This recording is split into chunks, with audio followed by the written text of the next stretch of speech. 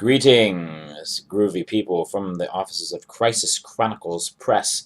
I am John Burroughs, your friendly neighborhood editor and video blogger. It's not every poetry reading that inspires me to get a haircut and shave most of the shit off my face, although I did leave this. I would have probably shaved this too, but my razor actually broke. My beard broke my razor. So I had to grab Jerry's razor out of the shower that she does her legs with and try to tidy it up as much as possible because that was my last razor. So, but you look, 50 years old, right? 40, 50, 40. I don't know why. But anyway, it's not every poetry reading that I get a haircut for, and tonight is that poetry reading. Yes, tonight at the Deep Cleveland Poetry Hour, because who needs AWP, right? They got the snow in Boston.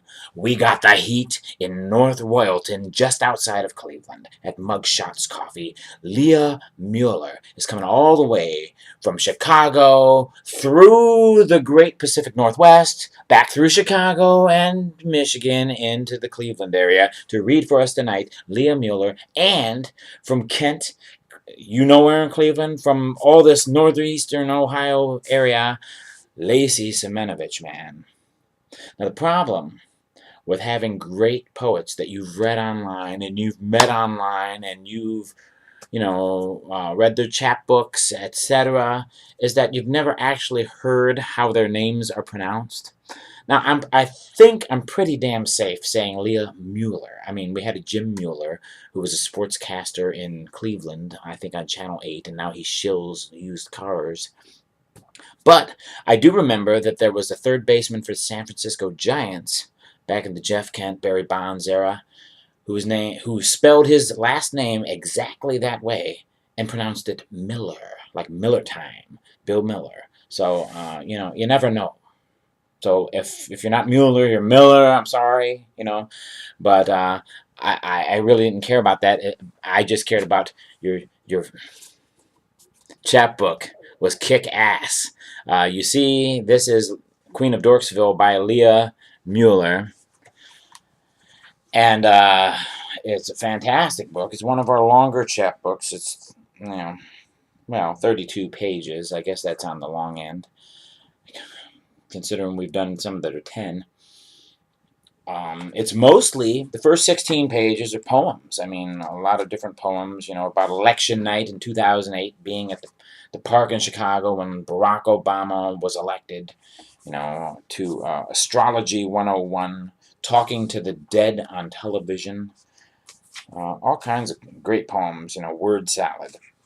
And then the second 16 pages, the second half of the book, is a fabulous short story memoir. I'm assuming it's kind of autobiographical, but, I guess that's not always something you should assume about a person's writing.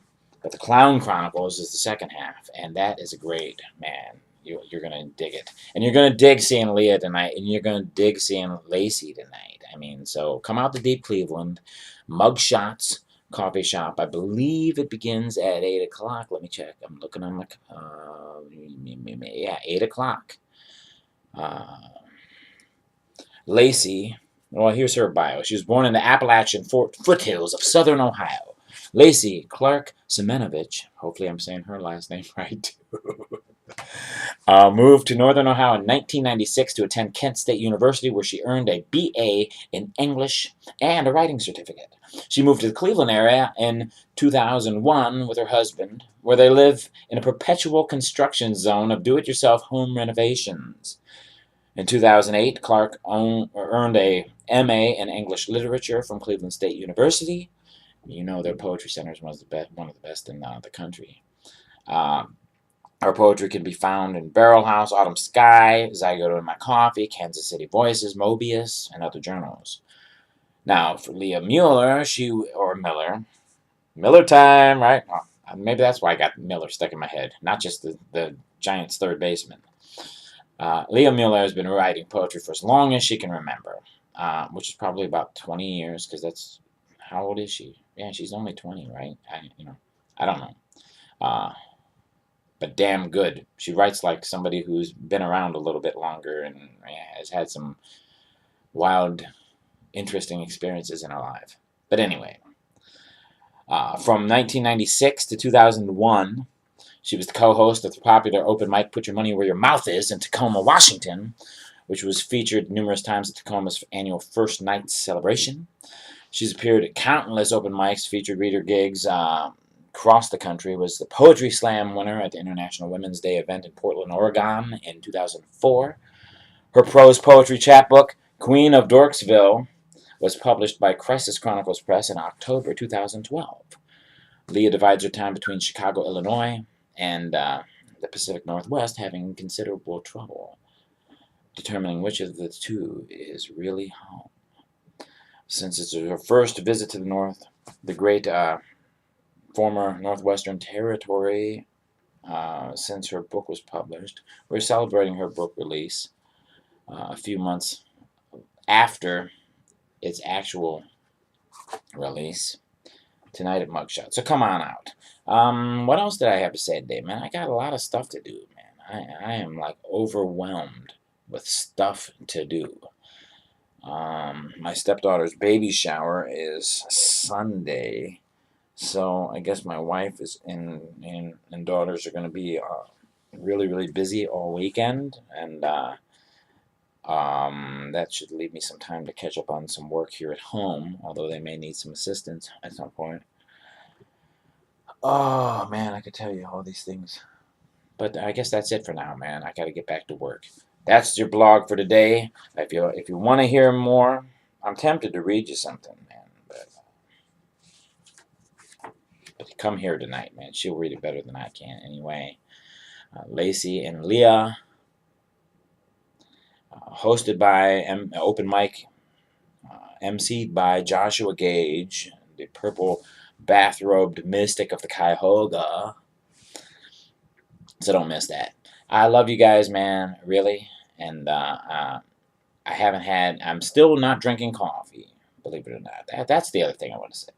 I'm drinking some tea. I got Twinings Irish breakfast tea. Having one tea bag of that every morning, although I sometimes fill up with water a couple of times, so I'm getting my max out of that tea bag. But I haven't been drinking coffee since Christmas Eve, except on special occasions. There have been a couple of times where I've indulged, like at the Snowy Tree.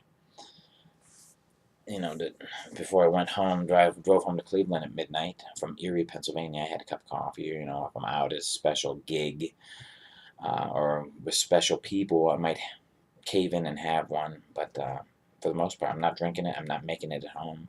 If we do make coffee at home in the morning, it's decaf.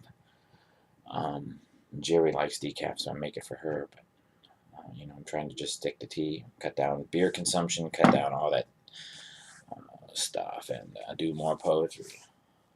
More poetry, man. Yeah. 40, 50. So, I'll probably have a cup tonight because Mugshots has some good coffee, and it's a special occasion. I'll be up ziggity boo all night. Maybe I'll do another video then. Until then, this is John Burroughs signing off from Cleveland, Ohio. Peace, love, and poetry. Not necessarily in that order.